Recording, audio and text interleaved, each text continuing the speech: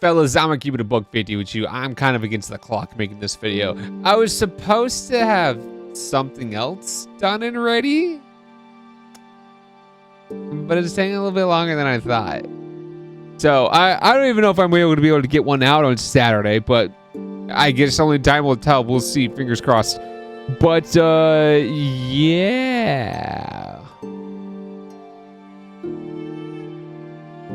I'm going crazy. No, but seriously, we're gonna be reacting to another Fleekazoid video right now. Okay, so we're gonna be reacting to Fleekazoid's Nioh 2 video. Okay, this one was a while ago. This one was like 2 years ago. I had the red bar into the video indicating that I've seen this one, but I can't remember a dang thing about it. So there we go. You know, we just got a win-win condition there. So if you do enjoy this video, please do leave a like, leave a sub, leave a comment, click the bell notification. I said all that into the wrong order. Let's get into it. All right, let's watch some good old Fleekazoid while my mental sanity slowly declines, because we're getting ever so closer to midnight as I'm recording this late at night. When I have work tomorrow. Is this a good idea? I'll find out tomorrow. Greetings, Pimp. Listen, I'm going to be honest with you. If you want to skip ahead to me ranting about how Nioh 2 is just like Nam, I put in chapters. But if you want to know the truth, if you want to know the real developer behind Nioh 2, allegedly, keep listening. Because the truth cannon is firing starting now. And before I begin, my source on all of this information is Trust Me, Bro. Fair enough. Okay, yeah. I'm not gonna lie. I liked Nioh 2 like a lot, and Nioh 1 as well. I feel like I like Nioh 2 a little bit more. I definitely played Nioh 2 a whole lot more than Nioh 1. It's a good game. The combat is incredibly refined, and it is amazing. I highly recommend people play it. Fair warning, it's fucking hard. In August 1951, the CIA started a program called Project Artichoke, a continuation of the work we feared the Reds were doing and we knew the Schnitzelheimers were doing during World War II. And how did we know, you may ask? Well, we hired the German scientists that did it. Anyways, Project Artichoke. As in, can we make Artichoke that guy over there involuntarily because we doped him up on enough cocaine to see the future? The answer? I'm not sure. But they did discover during this project that LSD is one hell of a drug, which spawned a new program 2 years later called MK Ultra. Whereas Artichoke was more focused on creating unwitting assassins, MK Ultra was still focused on that, but also using drugs and other tactics to do all kinds of mind control. Also turning cats into microphones and turning sharks into RC killing machines. But that's a dolphin. What do you put up in the text there in the top left? Cats into microphones and turning sharks. Oh, okay. He actually meant to say dolphins. Never mind. Yeah, but no. Yeah, dolphins killing machines. Maybe. Possibly. I don't know. I'm insane right now. I'm insane enough to believe it. Must be true. Put that in the comments. Must be true. Into RC killing machines, but most importantly, still mind control. However, the key factor that really twisted people's noodle was that they would test their innovative methods on American citizens without them even knowing. You come into the doctor feeling a little down? Shut up, schizo. How about we put you into a coma and shock you a little bit to see how it changes your brain? Looking for some comfort from the ladies of the night? We've all been there. Oh, pretty lady. How about they dose you with LSD as some fat CIA agent observes you through the one-way mirror? Suffer head trauma? Subscribe to Fleekazoid. They drove people insane. Hey, I already am. And I didn't even need the head trauma to subscribe to Fleekazoid. He's a very entertaining guy. They melted some people's brains, and they got a lot of people really fucking high on drugs. Teddy Boy here allegedly spent 200 hours being tested on in a purposefully brutalizing psychological experiment, which later led him to become... Are you looking at for psychological experiment, which later led him to become a mailman or something. I don't know. I mean, good for him, mailman. You get to drive around a lot. If you like driving, deliver mail. Probably don't gotta talk to a lot of people. I don't like talking to people. Okay. Random thought, not gonna lie. No, just keep going. I didn't look too much into him. But listen to that phrasing. Purposefully brutalizing psychological experiment. Yeah, no, that definitely sounds not good. Familiar? It's No. 2004. It's 31 2004. years after the alleged end of MK Ultra, and a company called Team Ninja releases Ninja Gaiden. Now you need to understand, at the time, video games were easy street. This year we saw the release of games like San Andreas, Spider-Man 2, The Incredibles, and some other trash that nobody's heard of called World of Warcraft. I mean, I never heard of World of Warcraft in 2004, so... Granted, I was 4 years old then. I just started to have sentient thoughts. Games were a breeze and everyone was a champion. But then Ninja Gaiden came out and lured people in with the promise of massive budgets and gore. But then in the subtext, they admitted they wanted to challenge the player's biology. You walk challenge the player's biology. I did hear that a lot of people couldn't even get past the tutorial boss to Ninja Gaiden 1. Which is kind of saying something about its difficulty, man. I'm not gonna lie. Yeah, if the mass amount of people can't even get past the tutorial boss, skill issue. Continuing forward. Into this expecting Devil May Cry, but instead you cried, you little bitch. This game was ball-bustingly hard for the time. It would drive players mad with its challenging but addictive gameplay loop that would wear away at you, but at the same time, couldn't let it go. I mean, you can't tell me that this game isn't intentionally torture. Look at these camera controls. Hello there. Fuck, when you press the right stick, it goes into first person. This is psychotic behavior. I guess you could say this game was a purposefully brutalizing psychological experiment. I see where he's connecting these dots here. Granted, I feel like he might have huffed some glue before this, but you know what? It helps you get into the mood to make videos. Not like I huff glue. I don't do that. Don't do that. That's bad. You catching my drift? And guess who developed all of this? Team Ninja. Team Ninja. Familiar? That's because I already told you that 30 seconds ago. But anyway, Team Ninja also made Dead or Alive Water Sports, Dead or Alive 5, and most relevant, Nioh 2. They have a portfolio of mind control, and now I wouldn't want to make any baseless claims about Team Ninja, but let me just give you the whole enchilada here, Joe. They're an asset of the CIA developing insanely hard games to test the limits of the human mind sanity, allegedly. And allegedly. Nioh 2 is the further extension of the mind control insanity method tactics established by MK Ultra in the 50s and perpetuated by God in the early 2000s. Allegedly. It's a game you buy because you like samurais and you like guns and you like the bountiful character design, but then the next thing you know, good character designs, yes. Fight a giant fucking snake and you want to play it, you press through the goddamn monitor. Think about it. Allegedly. MK Ultra was a way to find out how they could torture people incredibly efficiently without them even knowing. Purposely brutal, testing the player's reflexes. Hard but alluring. It's just simple as that, people. I bet there's a goddamn housewife in a CIA black site right now being forced to fight that goddamn snake until their mind's so fucking gone. They'll say whatever. I'm not gonna lie, yeah, that snake was kind of hard for the first time, but I'm capable of kicking its ass consistently now. You know what? It's actually been a while, so me kicking its ass consistently now...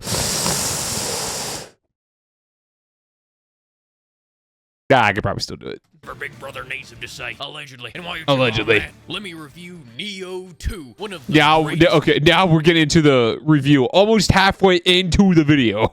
The whole, I like how this is called the whole enchilada. Most addictive forms of torture I've endured in the last decade. This song is very copyrighted. Oh, okay.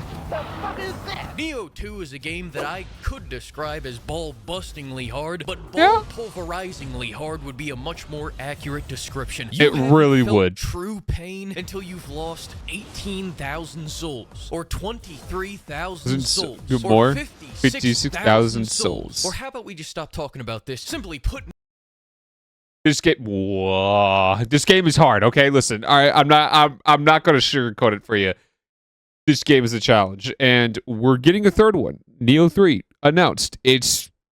I'm playing it. Okay, I'm not gonna lie. I'm playing Nioh 3. All right, I'll show you guys how it's done. Nioh 2 just gets it. They understand exactly what the gamers want. They really do. Curvaceous, old-fashioned women with golden engraving and arched roofs. That tower is this guy's wife, by the way. It's a game.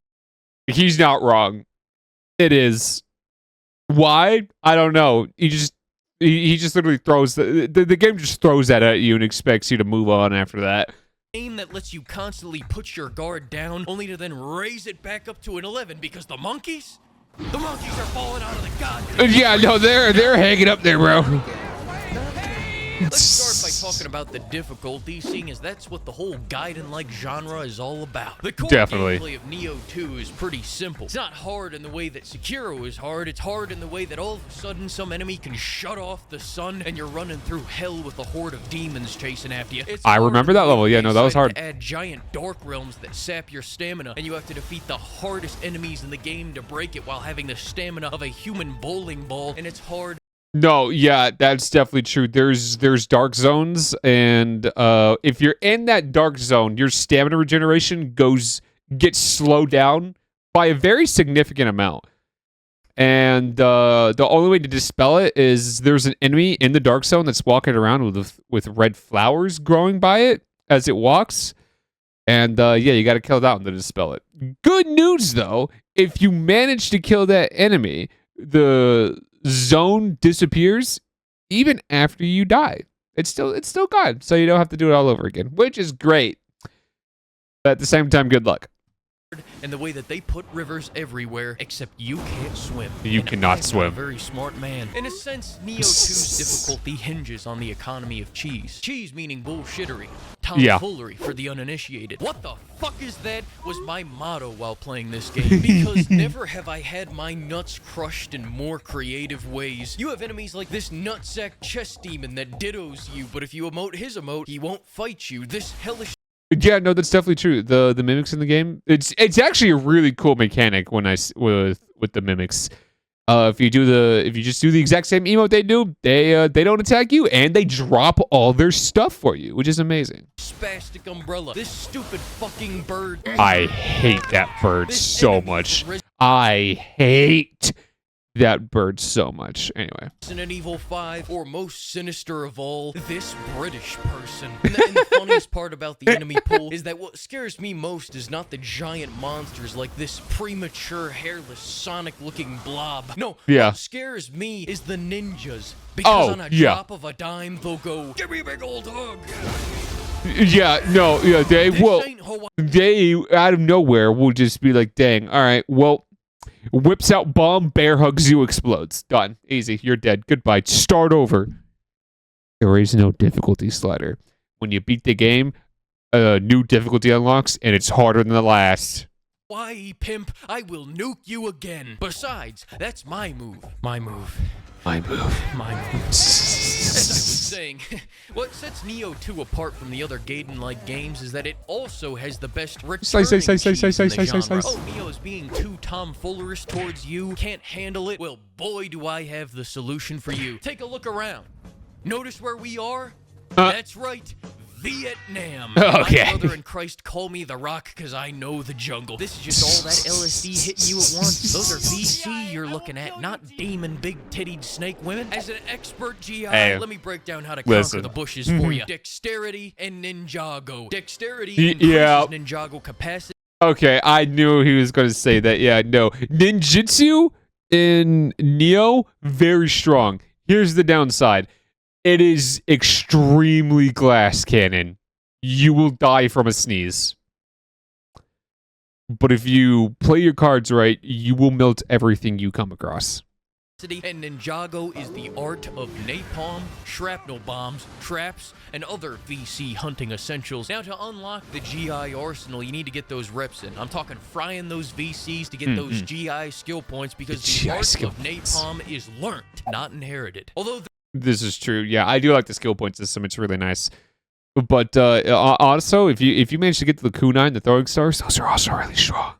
There are honorable ways to get those points. There's no honor in dying for them. So instead, what I would recommend is finding a shrine next to 2 potbelly goblins, acquiring 2 shrapnel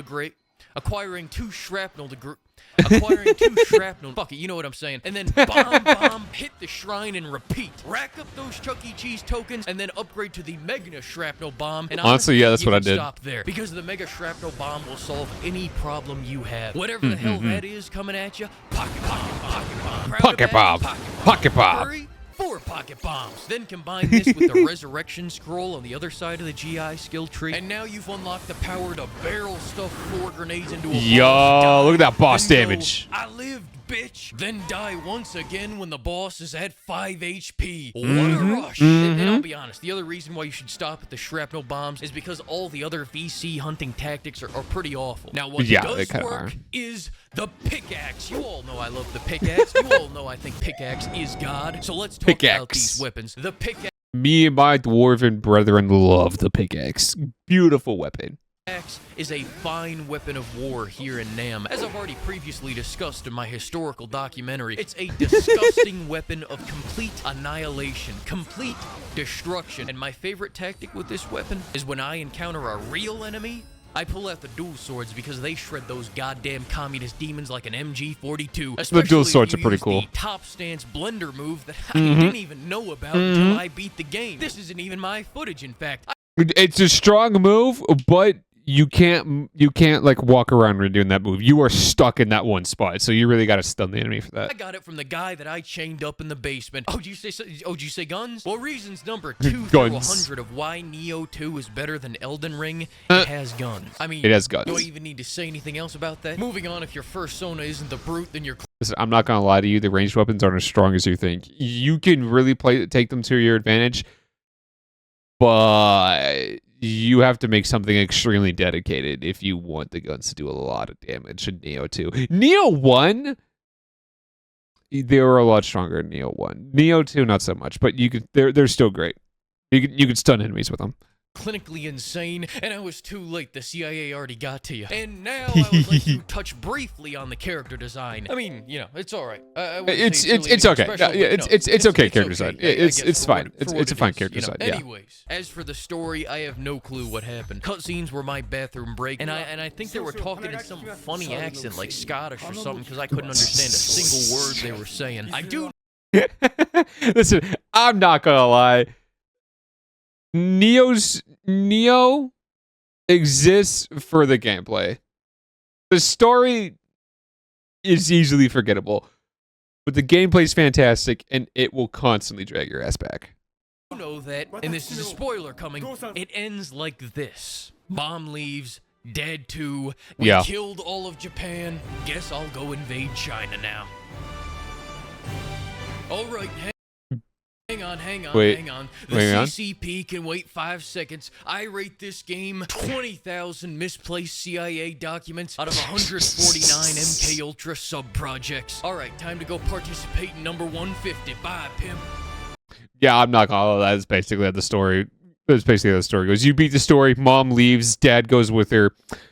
And yeah, go on to the DLC, which is harder than the base game. And there are 3 of them. Honestly, yeah, that was a nice, short, sweet little video. I quite enjoyed that. A lot of what he said was actually really, really true. Nioh 2, very hard, created by the same people who made Ninja Gaiden. Story, don't even bother. Just seriously don't. But you know what? I'm gonna be honest. Give Nioh 2 a try. Yeah, you'd probably be genuinely surprised. And yeah, and he's right about the ninjutsu. Ninjutsu strong, but at the same time, you will die from a sneeze, even if you have the resurrection scroll.